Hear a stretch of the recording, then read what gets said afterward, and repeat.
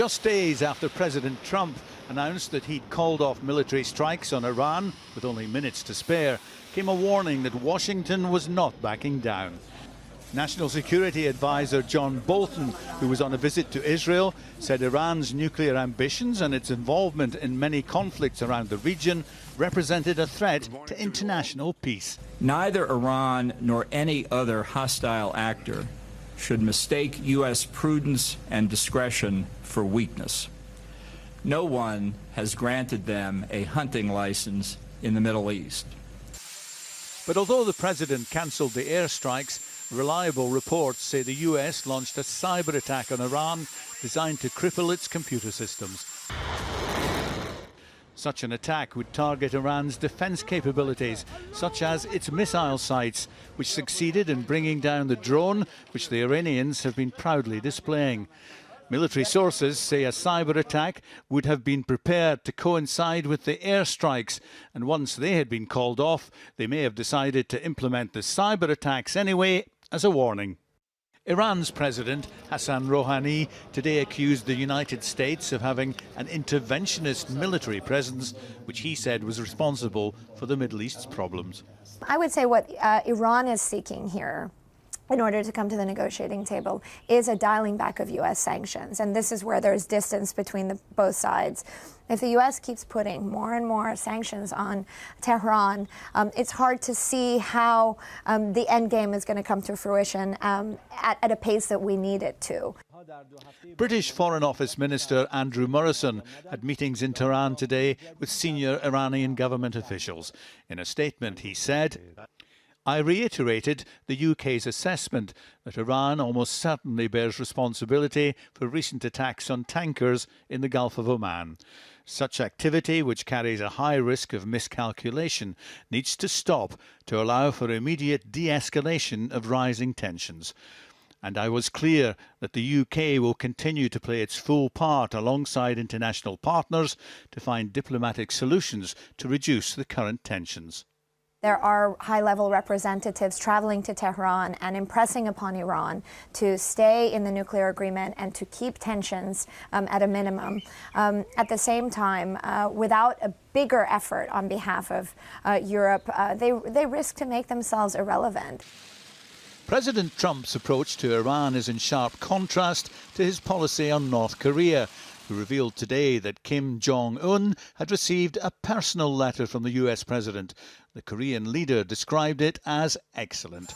Tomorrow, President Trump, who's on record as saying that lifting economic restraints would make Iran great again, is expected to announce a range of new sanctions against the regime in Tehran. Well, joining me now is Dr. Lina Khatib, who is head of the Middle East programme at Chatham House. And in a moment, from his constituency in Bedfordshire, the MP and former Foreign Office Minister, Alistair Burt. Lina Khatib, can I turn to you first of all? We've heard President Trump saying things like, let's make Iran great again. He says he wants to be Iran's best friend. He also says Iran faces the possibility of obliteration were there to be a war. What are we to make of these contradictory statements? Well, we've heard this before, haven't we? I mean, in the report, North Korea was mentioned, and I would say if we roll back, we will see a similar pattern. For me, this is classic President Trump.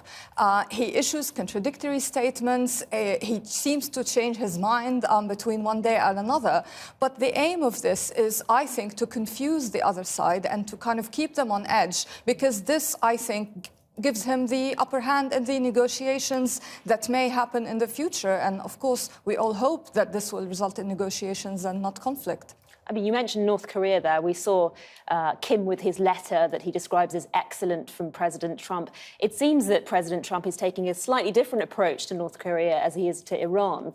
Why would that be? But in the beginning, he didn't. In the beginning, he was very hawkish on North Korea. And we have to remember John Bolton was also very hawkish on North Korea, just as he is now hawkish on Iran.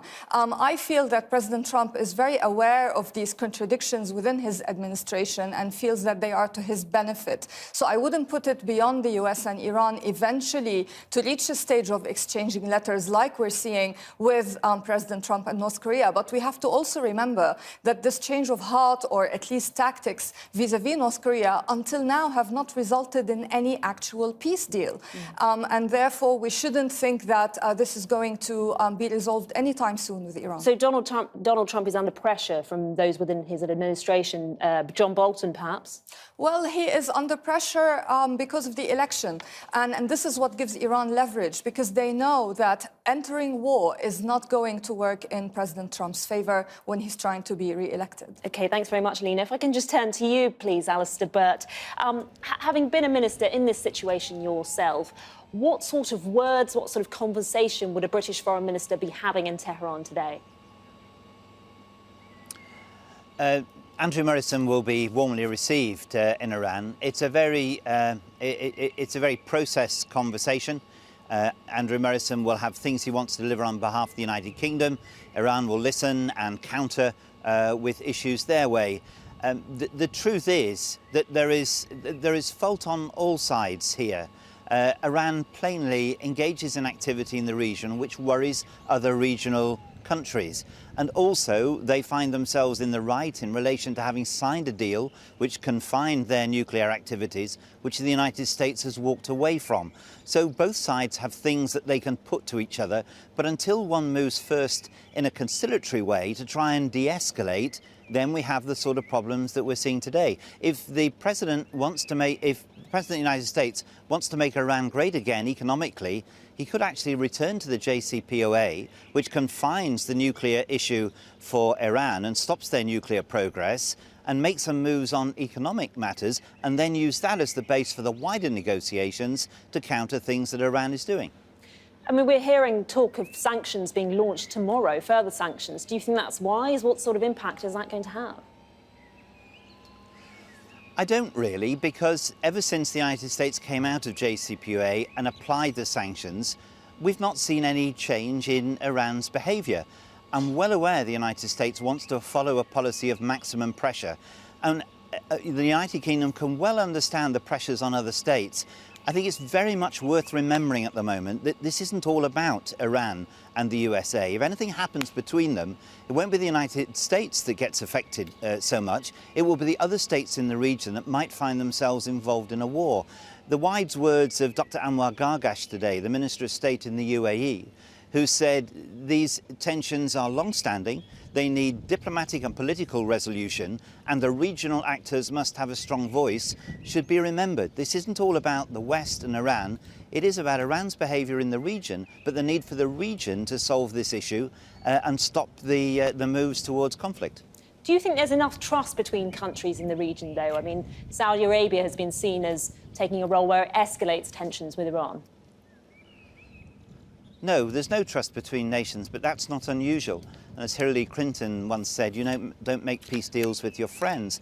And the whole point of the JCPOA, and having sat in on some of those conversations, both sides say the merit of JCPOA, the nuclear deal, was that it was made between people who didn't trust each other, but there was sufficient verification involved to make sure it worked. So the fact that people don't trust each other in the region, and Saudi Arabia and the UAE have to face attacks from Yemen by the Houthis from Iranian-sourced materials, means that they've got a say in this as well. Mr. Burt, if I can just very quickly ask you, on Boris Johnson, do you think he owes an explanation for what happened around this police visit?